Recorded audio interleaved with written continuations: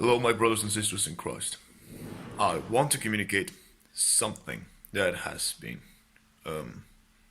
become very recent and common in these days. I want to talk about my rapture dreams. Now, I had three and a fourth one very lately. I'll communicate the last one because this one is the most strange one out of all of them. But I'll communicate the first one. The first one I found myself in a pike and stone desert. Like you know, these little black stones called pike. Like I live on an island and we have loads of those stones. So there was this pike desert, and I found myself in the middle of that desert. I could see a couple of people running around just in search for something. They were panicking, they were terrified, they wanted something. And I could not comprehend at that moment what was it that they were searching, but they were running around. I remember clearly that I was standing there and people were running around all scared. And there was this gray silver bus in the middle of it.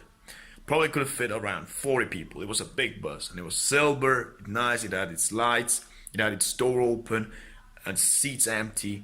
It seemed like anyone could just go inside that bus, just take a ride on it.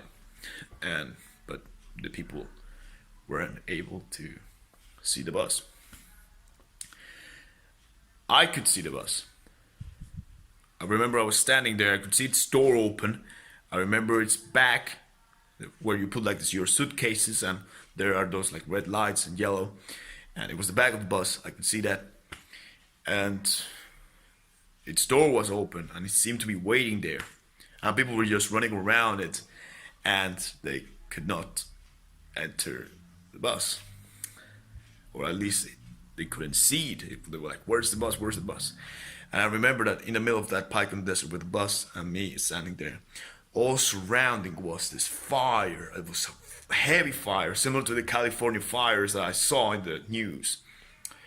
And the sky was red and dim and gloomy. It was dark red, like I said again, like the California fires. And I remember in the sky there was these three balls of fire, and they looked like missiles, but you could see one there, one there, one there. I remember looking up at them and just being shocked. I mean, what are these things? Are there missiles? Are we in a war? Is this the end of the world? And it was very peculiar.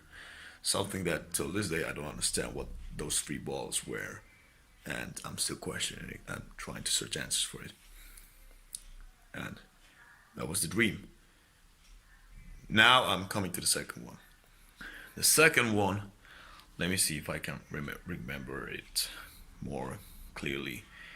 I remember the second one being where I was sleeping, and I remember waking up, and I was inside my room, like this room you see right here. And in this room, I stood up, I looked out the window, and I could see from the far, far, far side that there was like this volcano erupting, and there was like fire pieces flying in the sky, and they were falling. I remember some fell on the roof.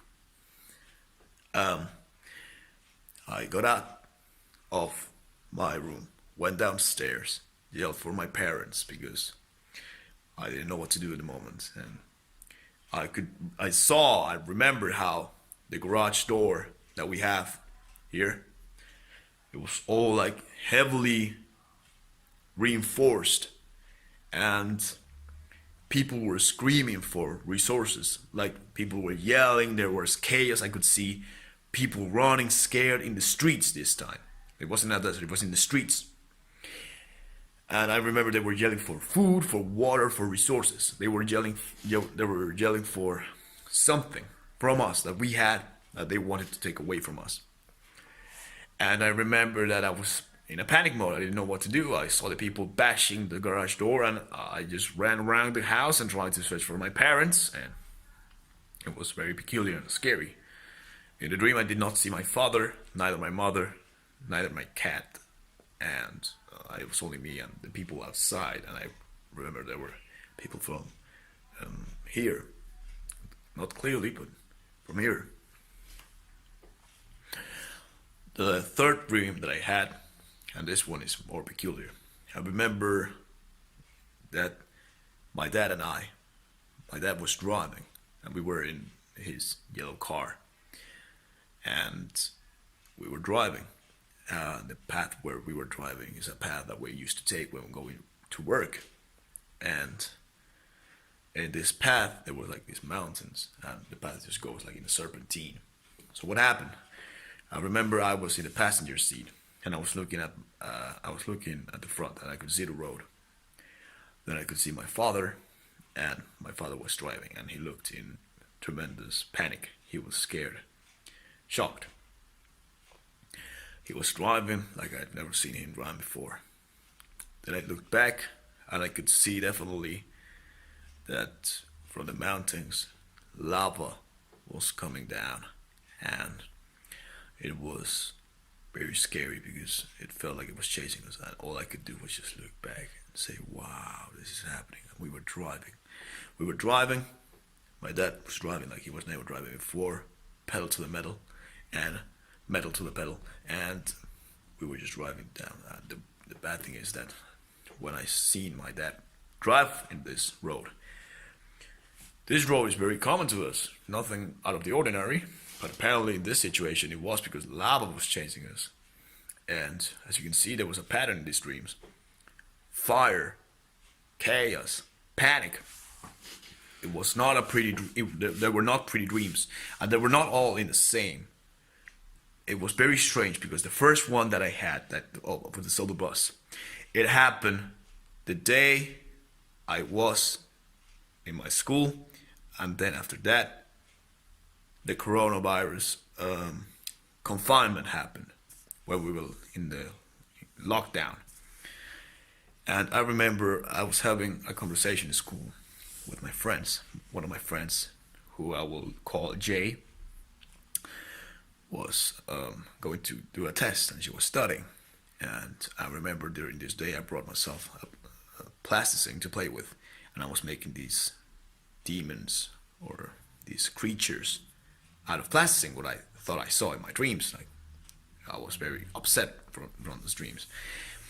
And I remember I was talking to my friends, and they were saying, "Yo, what are you doing here? What are you doing just with plasticine all alone?" And I remember Joanna was asking the same, and all I said was, I had a dream that really spooked me, really scared me, and it was a dream that really has set me into thought of my decisions. And because I was a little bit, I'm not gonna lie, during this time period I was a little bit of a lukewarm Christian. Thankfully I've gotten more away from that. I'm closer to God. God bless for that. Only by His grace I'm saved. But I remember Jay reacted and said, "Oh goodness, don't tell me that. I have to do my exam. Don't tell me that now." And she was as well concerned about the dream, and she went and done her test.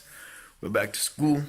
I look at the Instagram of the school, and I see that the school was in lockdown. So was I.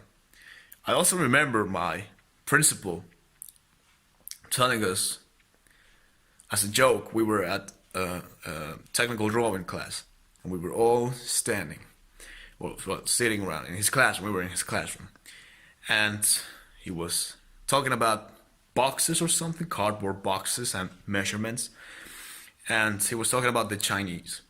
And when talking about the Chinese, he said a joke around that.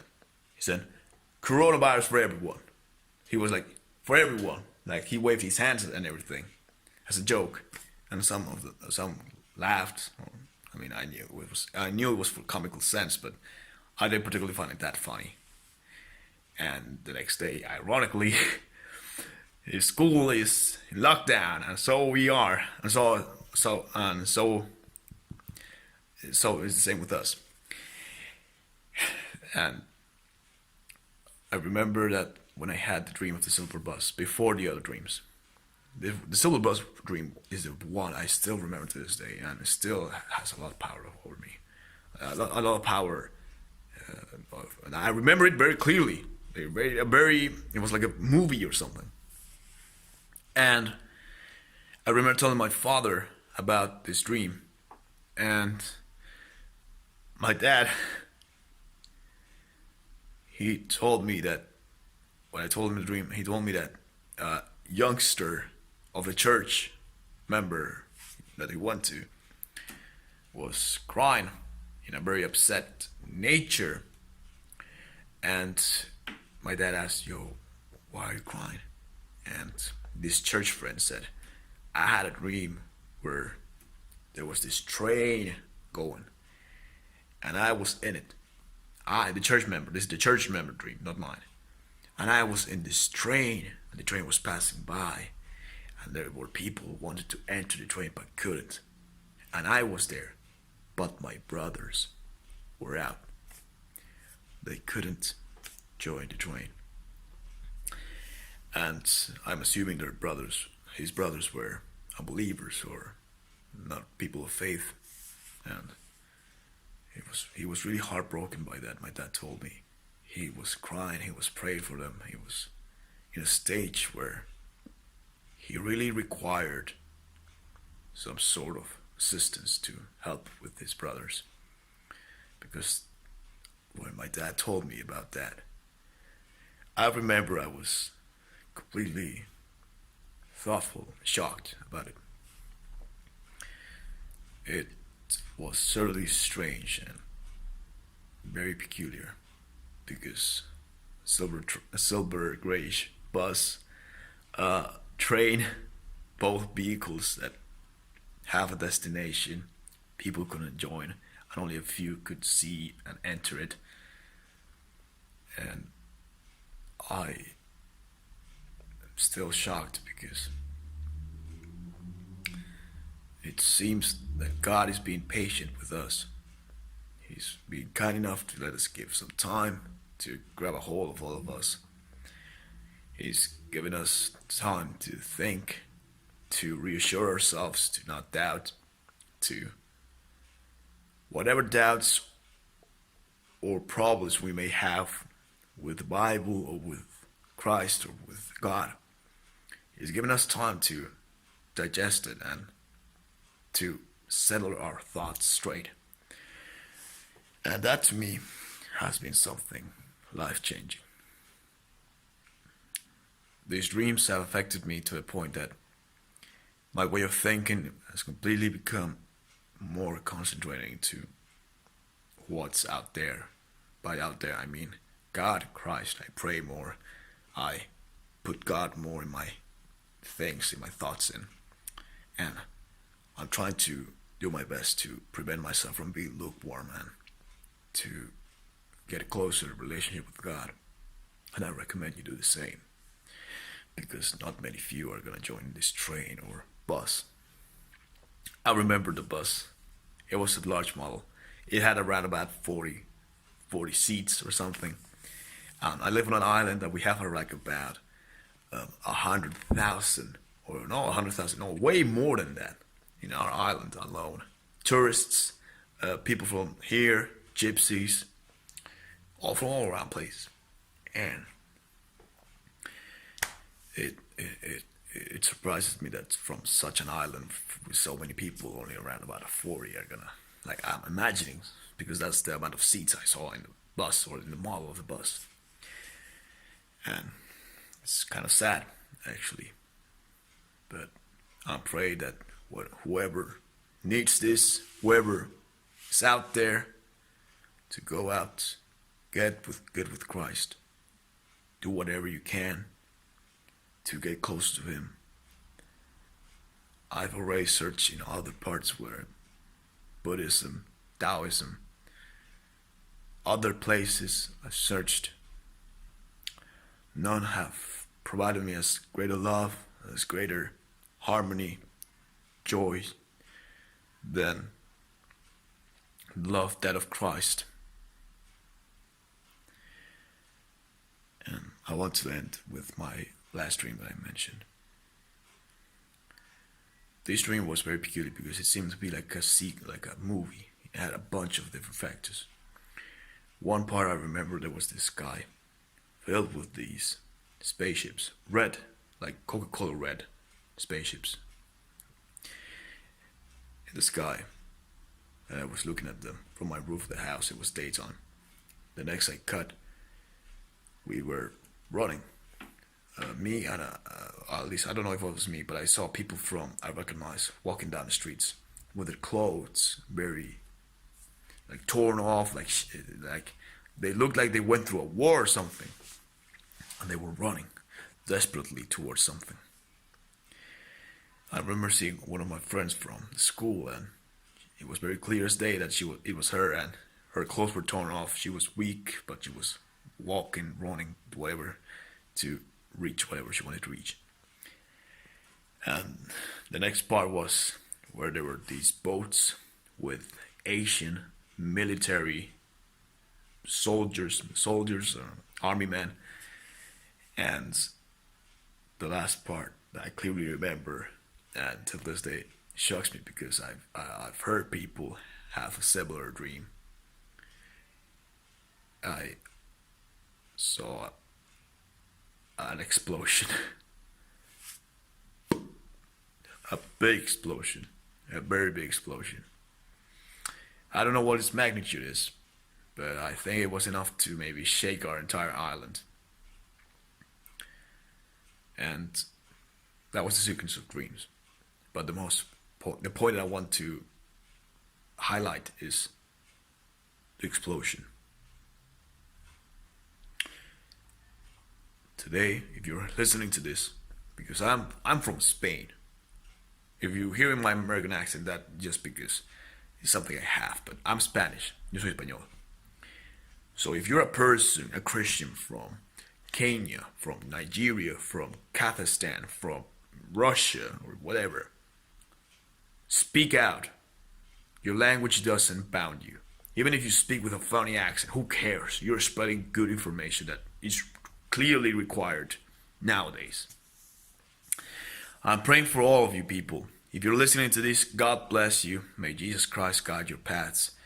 May the grace of God be within you. Accept the Holy Spirit. Just do whatever you have to do, because this world, it's not where we're meant to be.